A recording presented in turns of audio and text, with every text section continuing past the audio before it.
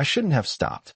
I should have kept walking like everyone else. But the sound of the horn cut through the night like a warning I couldn't ignore, sharp and urgent, echoing off the buildings as headlights flooded the crosswalk. Too fast, too close, and he was just standing there, like he didn't hear it, like he didn't care, and before I could think, before fear could catch up to me, my body moved on instinct, my hand shooting out to grab his sleeve, the fabric smooth and expensive under my fingers as I yanked him back with everything I had, my sneakers slipping on the pavement as the truck roared past us at what had to be 40 miles per hour, the wind whipping my hair across my face as we stumbled together, his weight solid, unyielding, and for a second the world went silent except for my heartbeat pounding in my ears. I let go first, breath shaking, adrenaline burning through my veins, and I almost laughed. Almost. Because we were alive, because that had been too close, because I had just saved a stranger without even thinking about it. But then I looked up and realized nothing about this moment felt normal anymore. Black SUVs pulled up like they'd been waiting, doors opening in perfect sync, men stepping out in dark suits that didn't belong to this street, their eyes scanning everything, calculating, controlled, and suddenly the air felt heavier, like I had stepped into something I didn't understand. One of them said a name under his breath, low but clear enough that it landed wrong in my chest. Vale. And the man I had just pulled out of the road straightened beside me like the near accident hadn't touched him at all, like he'd been carved from something colder than fear, his gaze settling on me with a weight that made it hard to breathe, not angry, not grateful, just aware, like he was seeing more than he should. I stepped back, instinct screaming at me to create distance, to leave before whatever this was became my problem, and I shook my head slightly, forcing out a small, steady voice, telling him it was nothing, that anyone would have done the same, that I needed to go, but he didn't move, didn't even blink, just tilted his head a fraction, studying me like I'd become the unexpected part of his night. And when he finally spoke, his voice was low, controlled, carrying something I couldn't name, something that didn't belong in a simple thank you. "Why were you the only one who moved?" he asked, and I didn't have an answer, not one that made sense in a world where everyone else had frozen, where I had acted without thinking, where I had reached into danger and pulled someone back, and I felt it then, the shift, subtle but irreversible, like the moment had already locked into place. I swallowed, forcing a breath, telling myself to walk away, to leave before this turned into something bigger, but as I turned, I could feel his eyes still on me, steady, unyielding, and I knew without understanding how that this wasn't over, that saving him hadn't ended anything. It had started something I wasn't ready for, something I couldn't see yet, and as I stepped back onto the sidewalk, the city suddenly felt different, sharper, like I had crossed an invisible line, and somewhere behind me, in that quiet, controlled voice, he said just loud enough for me to hear, "You shouldn't have done that," and I didn't know why those words felt less like a warning and more like a promise. I should have walked away and never looked back, but the sound of those car doors closing behind me echoed all the way down the block. Each step I took feeling slower than the last, as if something unseen was pulling at me, and I told myself it was just adrenaline, just the leftover shock from almost watching someone get hit. But deep down I knew it was something else, something I could not name, something tied to the way he had looked at me like I had disrupted a plan I did not understand. I made it to the subway entrance and finally exhaled. The familiar noise of the city wrapping around me again. People moving, phones ringing, someone laughing too loudly on the corner, normal life rushing back in like nothing had happened. And I clung to that, to the idea that I could just disappear back into my routine, that whatever world he came from would stay separate from mine. But the moment I reached into my pocket for my Metro card, I froze. It was not there. My breath caught his eye. Checked again, then my bag, then my coat pockets. My fingers moving faster, panic rising in a quiet, controlled way that made my chest tight, and I retraced my steps in my head. The crosswalk, the fall, his jacket, the moment everything had collided into one blur. I turned around slowly, my heart already knowing what I was going to see before my eyes confirmed it. One of the black SUVs was still there at the curb like it had never left, engine running, headlights cutting through the night, and he was standing beside it, exactly where I had left him, as if time had paused around him and only resumed when I looked back. I hesitated, every instinct telling me to keep walking, to let the card go, to let the whole night go. But something about unfinished things has always unsettled me. So I walked back, each step measured, cautious, until I stopped a few feet away from him. He held up my Metro card between two fingers, the small piece of plastic looking strangely out of place against the sharp lines of his suit. And for a second, neither of us spoke. I reached out to take it, but he did not let go right away, his gaze locking onto mine again, steady, searching, like he was waiting for something I had not yet given him.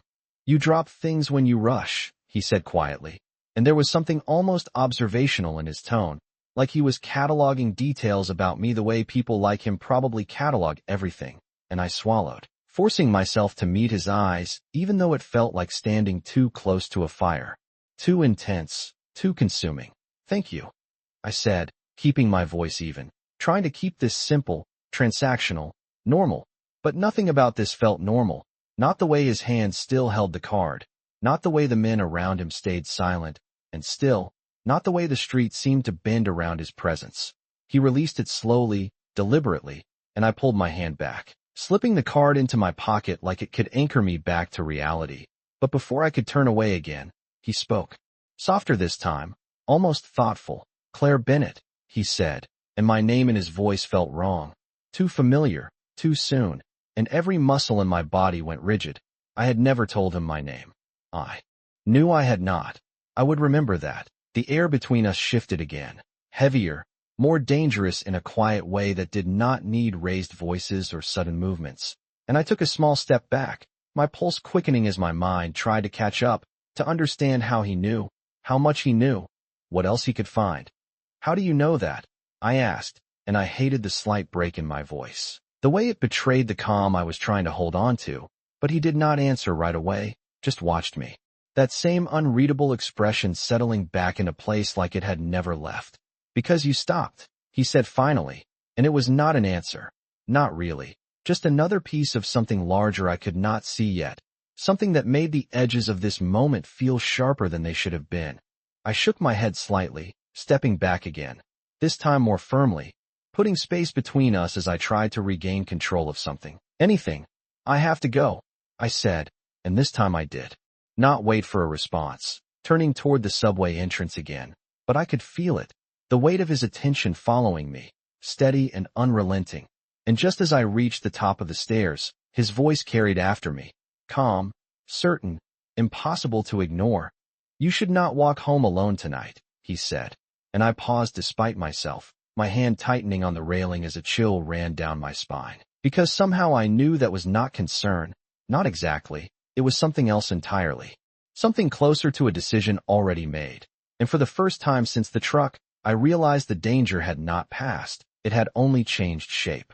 I told myself not to look back, but I did anyway, just for a second, just long enough to see that he had not moved, still standing beside that black SUV like the entire city belonged to him.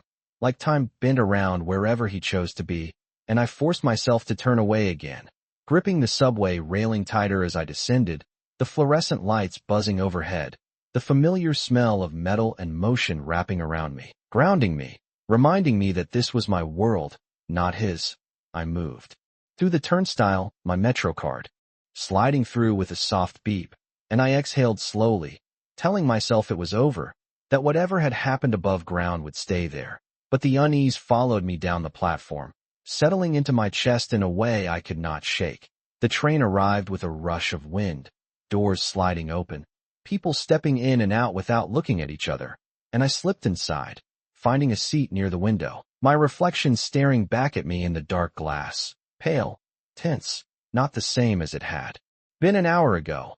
I kept replaying it, the sound of the horn, the weight of his arm in my hand, the way he had looked at me like I had changed something fundamental, and then the way he had said my name like it already belonged to him. I shook my head slightly, trying to clear it, trying to focus on something normal, counting the stops, watching the flicker of lights in the tunnel, but the feeling did not fade. It grew sharper when I noticed the man across from me, not looking at me directly, but not looking either, his posture too still, his attention too deliberate, and I told myself I was imagining things, that I was still wired from the adrenaline, that the city was full of strangers who looked at each other all the time, But when the train slowed at the next station and the doors opened, he did not get off, and neither did I, and the space between us felt smaller somehow.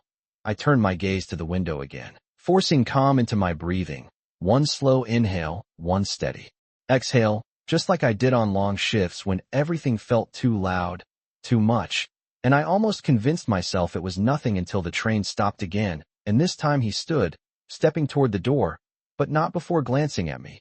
Quick, subtle, like a confirmation, like he had seen what he needed to see.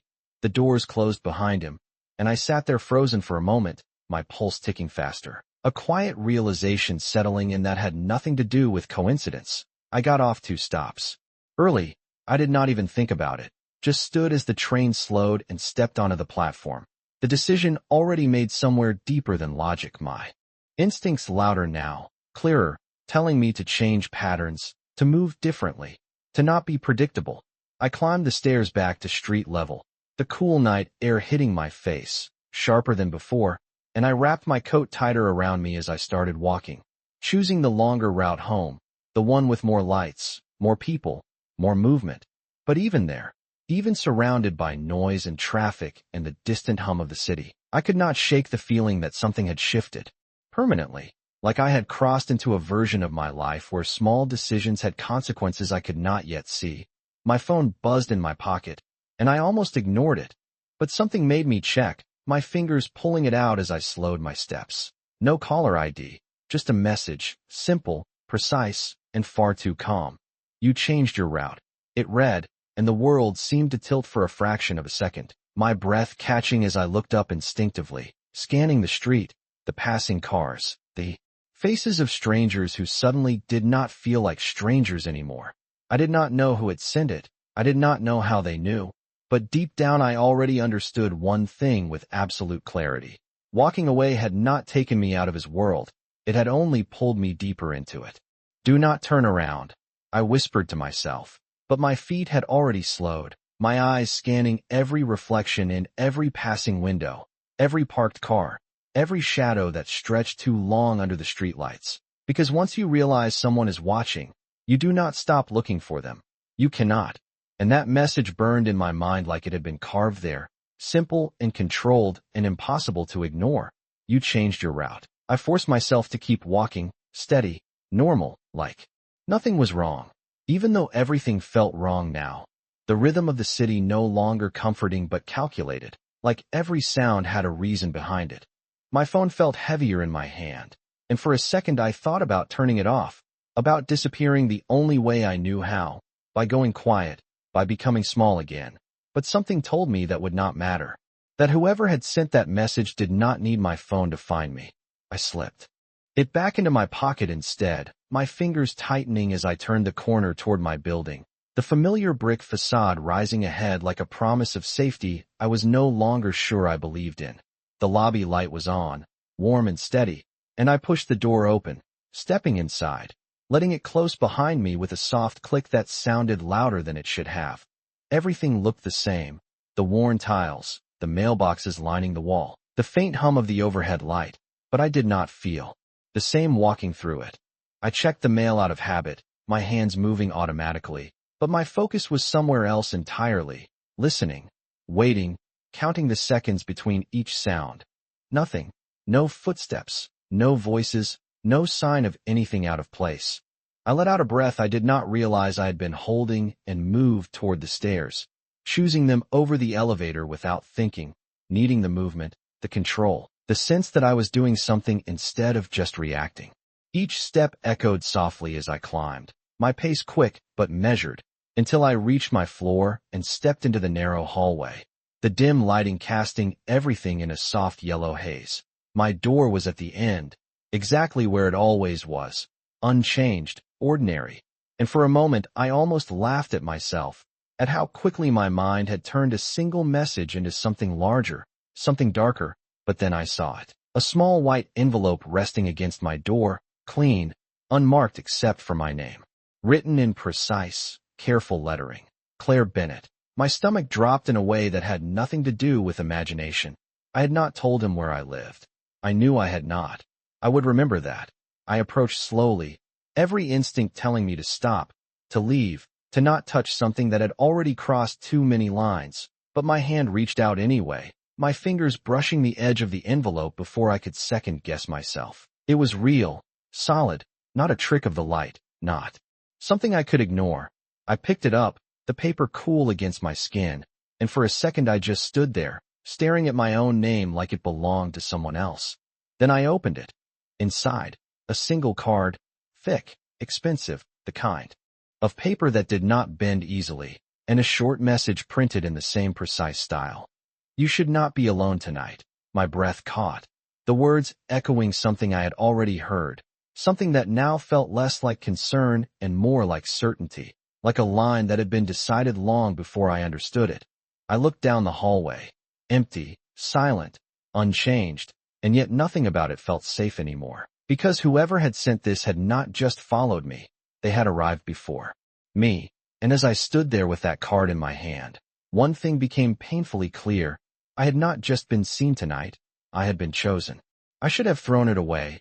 I should have dropped the card right there and walked out, but my fingers tightened around it instead, like letting go would somehow make things worse, like ignoring it would not erase the fact that someone had already stepped inside the boundaries of my life without asking, without hesitation, and I stood there longer than I should have, staring at the words again, trying to find something hidden between them, some clue that would make this make sense, but there was nothing, just that same calm certainty that unsettled me more than anything loud or obvious ever could. I pushed my door open quickly, stepping inside and locking it behind me with more force than necessary. The sound sharpened the quiet of my apartment, and for the first time since I moved in, the space did not feel like mine. It felt exposed, like something unseen had already passed through it and left a trace I could not see. I checked everything without thinking, the windows, the kitchen, the small hallway, even the closet door that never closed properly, my movements quick, controlled, like I was trying to outrun the feeling crawling under my skin, but everything was exactly where it should be, untouched, ordinary, and somehow that made it worse, because it meant whoever had left that envelope did not need to come inside to make their presence known.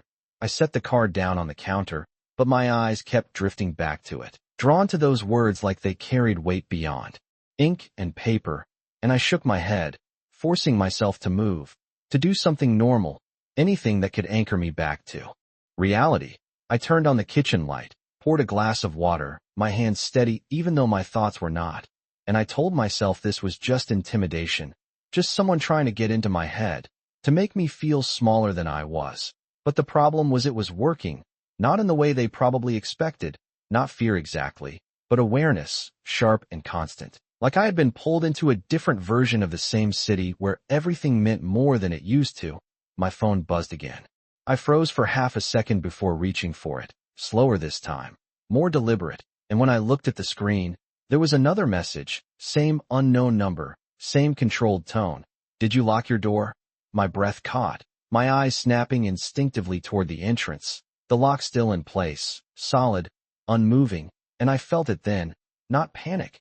Not yet, but something colder, something deeper. The realization that this was not random, that this was not coincidence, that this was someone who knew exactly where I was, exactly what I was doing, exactly how to stay one step ahead without ever needing to raise their voice.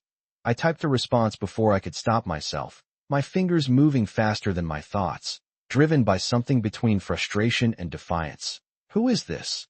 The reply came almost instantly, like they had been waiting for that exact question. You already know. I stared at the screen, my reflection faintly visible in the dark glass, and for a moment I wanted to deny it, to convince myself it could be anyone, that I was overthinking, but deep down I knew the truth had been there since the crosswalk, since the moment he looked at me like I had stepped into something irreversible. I picked up the card again, turning it over in my hand, feeling the weight of it, the intention behind it, and I understood something I had been trying not to see. This was not about fear. This was about control, quiet, precise, undeniable, and as I stood there in my own apartment, surrounded by everything familiar, I realized I was no longer the one deciding what happened next. Then stop pretending you are in control, I said out loud, even though no one was there to hear it, my voice quieter than I expected, steadier. Then I felt, because something inside me had shifted, not into fear, but into something sharper, something that refused to keep reacting without pushing back. I set my phone down on the counter slowly, deliberately, like I was setting a boundary instead of an object, and I took a breath, long and measured, forcing my thoughts into order, because if he could see my patterns, then I needed to change them. If he could predict my reactions, then I needed to become unpredictable. I picked up my keys, my coat, my bag, my movements quick now but purposeful, not rushed, not panicked, and I headed for the door again, unlocking it with a quiet click that sounded louder in the stillness of the apartment. And for a split second I hesitated, my hand resting on the handle, my mind running through every possible outcome, every risk, every unknown. But staying here felt worse than stepping out, because here I was waiting, and I was done waiting. I opened the door and stepped back into the hallway, the same dim light, the same silence. But this time I did not move cautiously. I walked straight down the corridor, past my door, past the stairwell, all the way to the front of the building, pushing the main door open and stepping out onto the street again. The air felt colder now, sharper against my skin, and I scanned the sidewalk, the parked cars, the reflections in the glass storefront across the street, searching, not for safety, but for him. Nothing. No black SUVs, no men in suits, no obvious signs of anything out of place. And for a moment I almost doubted everything again, almost convinced myself I had let my imagination spiral too far. But then I took another step forward, then another, and I spoke, my voice low but clear, steady enough that it surprised me. If you are watching, then stop hiding. The words hung in the air for a second, swallowed by the distant sound of traffic and the hum of the city, and I felt ridiculous, standing there talking to nothing, to no one. But I did not take them back. I did not look away, because something told me this mattered, that this moment was not about being seen. It was about choosing to be seen on my own terms. A car passed slowly at the end of the block, headlights sweeping across the pavement, and I caught a reflection in the glass beside me. Just a glimpse, a shape, a movement that did not match the rhythm of everything else. And my heart kicked once, hard, not out of fear, but recognition. My phone buzzed again. I did not look at it right away. I kept my gaze forward, my posture steady, my breathing controlled, as if the act of not reacting immediately was its own form of resistance. Then I reached into my pocket and pulled it out, my thumb hovering over the screen for a fraction of a second before I opened the message. You should not test me, Claire.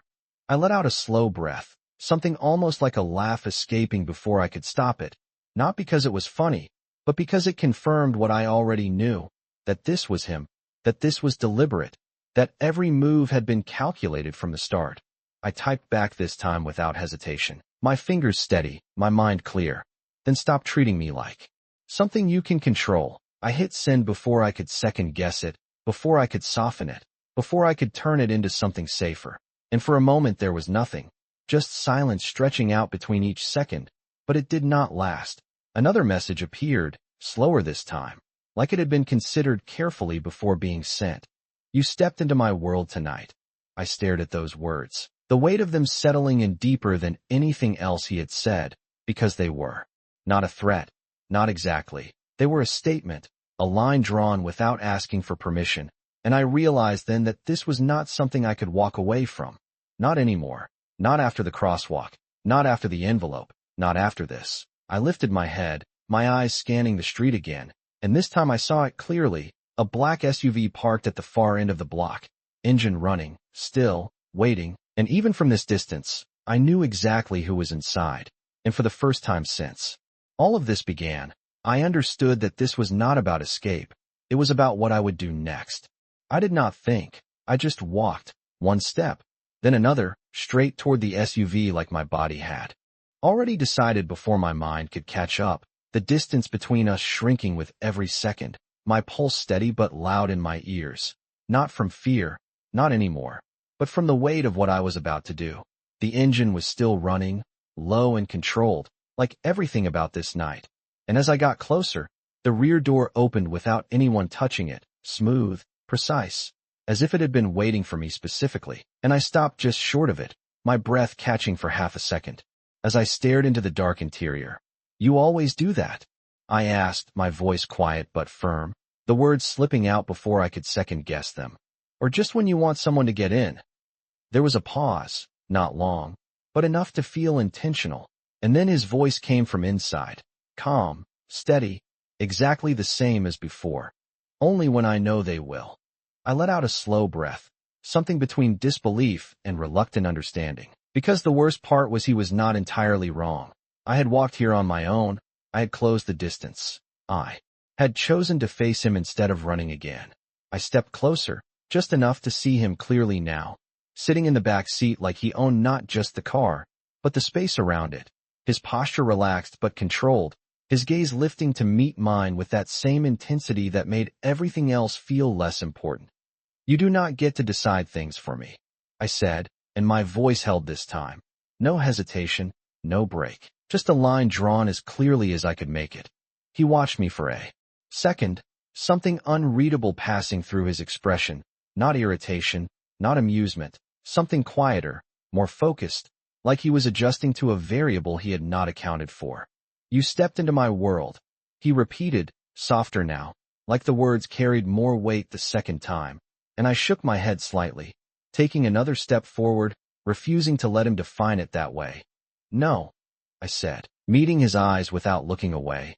"I saved someone who was about to get hit by a truck. That is all that happened." The silence that followed was different, heavier, like the space between us had shifted again, and for the first time, I saw something change in him. Not his control, not his composure, but something beneath it, something that flickered for just a second before settling back into place. "That is not all that happened," he said, and there was no threat in his voice, no raised tone, just certainty, the kind that does not need to prove itself. I folded my arms, grounding myself, reminding myself that I was still standing outside, still choosing this, still capable of walking away if I wanted to, even if it did not feel that simple anymore. "Then explain it to me," I said, and the challenge was there now, clear and undeniable, because if he was going to pull me into this, then I was not going to stay in the dark.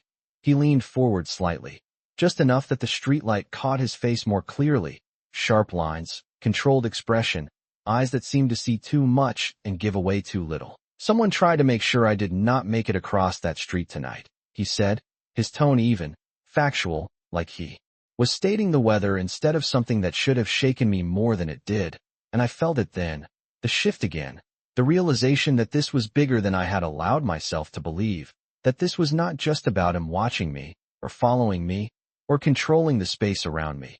This was about something I had stepped into without understanding the scale of it. I exhaled slowly, my thoughts catching up in fragments. The truck, the timing, the way he had not reacted, and I looked at him again, really looked this time, past the control, past the presence, trying to see the truth behind what he was saying. "So now what?" I asked, quieter now, not because I was afraid, but because the question mattered more than anything else I had said so far, because whatever came next was not just his decision, not entirely, not anymore. His gaze held mine, steady, unwavering, and when he spoke, it was not a command, not a demand, but something far more dangerous. "Now," he said, "you do not walk away alone.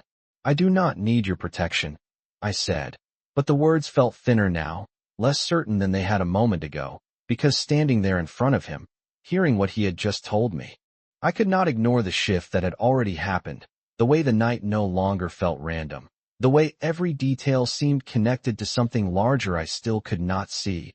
He did not respond immediately, and that silence said more than any argument could have, because it was not disagreement, it was patience, like he already knew how this would unfold and was simply waiting for me to catch up. I glanced past him into the car, the dark interior clean, controlled, everything in its place. And I realized how different it was from my world, from the small apartment, the unpredictable schedules, the constant balancing of things that never quite stayed steady.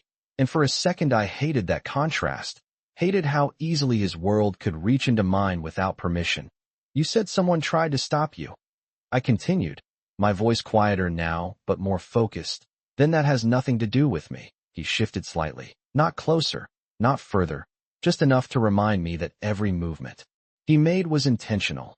"It does now," he said, and there was no force behind it, no pressure, just a statement that settled into the space between us with quiet certainty.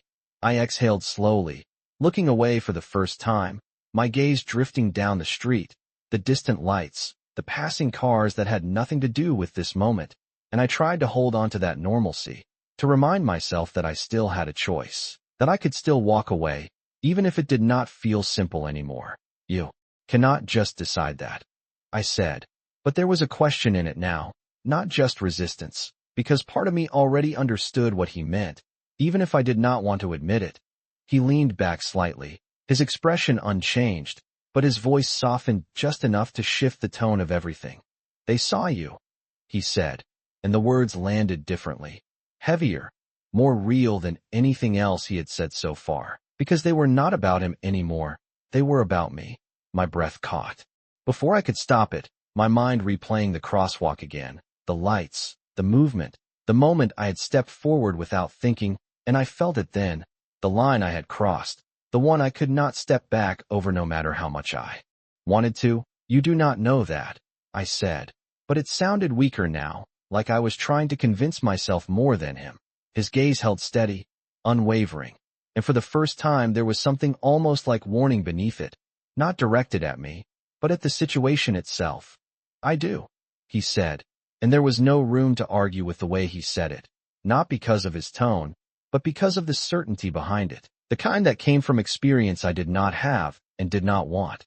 I looked down at my hands, at the slight tremor I had been ignoring until now, and I clenched them into fists, grounding myself, forcing control back into my body even as everything else felt uncertain. So what? I asked finally, lifting my gaze back to his. You expect me to just get in that car and trust you? He did not smile, did not react in any obvious way, but something shifted again, subtle, almost imperceptible, like he had been waiting for that exact question. No, he said quietly. I expect you to understand that staying where you are is no longer safe. The words hung in the air between us, simple, direct, impossible to ignore, and I realized then that this was not about trust. Not yet. It was about reality, about the fact that something had already changed and pretending otherwise would not undo it. I looked at the open door again, the dark interior waiting, and then back at him, weighing something I could not fully define, something between instinct and logic and something else. Entirely. And for the first time since this began, I hesitated not because I was afraid of him, but because I was starting to believe him. If I get in, I said slowly, each word deliberate, controlled, this does not mean I belong to your world. His gaze did not waver, his answer immediate, certain in a way that sent a quiet chill through me. You already do, he said. And that was the moment I understood that whatever choice I made next would not just change my night, it would change everything.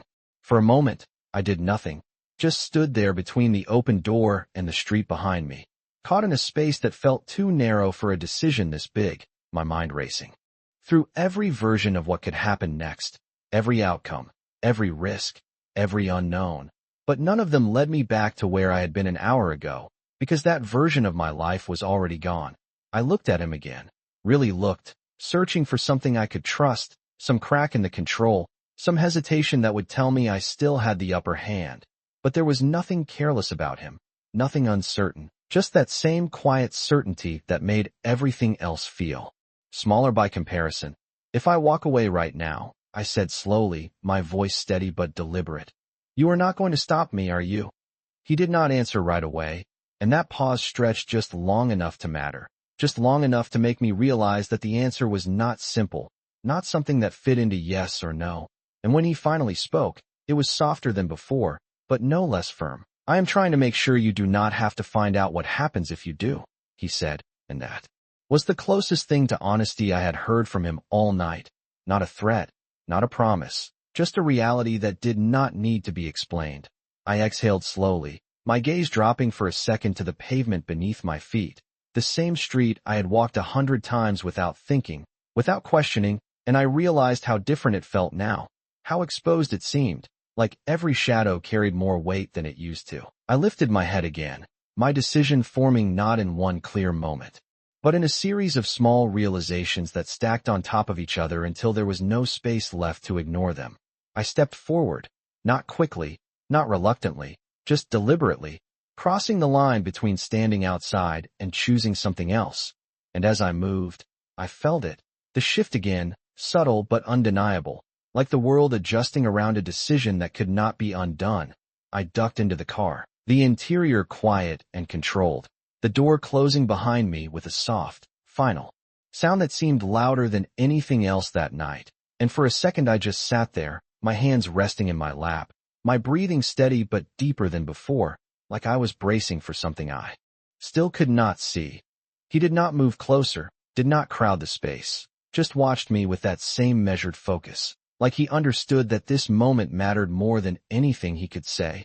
"This does not change who I am," I said, the words coming out quieter now, but no less certain, because I needed to hold on to something that still belonged to me. His gaze held mine, unwavering, and when he answered, it was not dismissive, not challenging, just factual in a way that made it harder to argue with. "No," he said. "It changes what you are part of." The car began to move, smooth and controlled, the city outside shifting past the window in a blur of lights and motion, familiar streets already starting to feel distant, like they belonged to a different version of me. And I turned my head slightly, watching them fade, trying to memorize something I could not quite hold on to anymore. "Where are we going?" I asked after a moment, my voice steady despite the weight of everything that had just happened. He did not hesitate this time. "Somewhere safe," he said. And there was that word again, safe.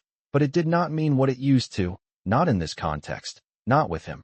I leaned back slightly, my eyes returning to the window, the reflection staring back at me not quite the same as before. And I realized that the question was not where we were going.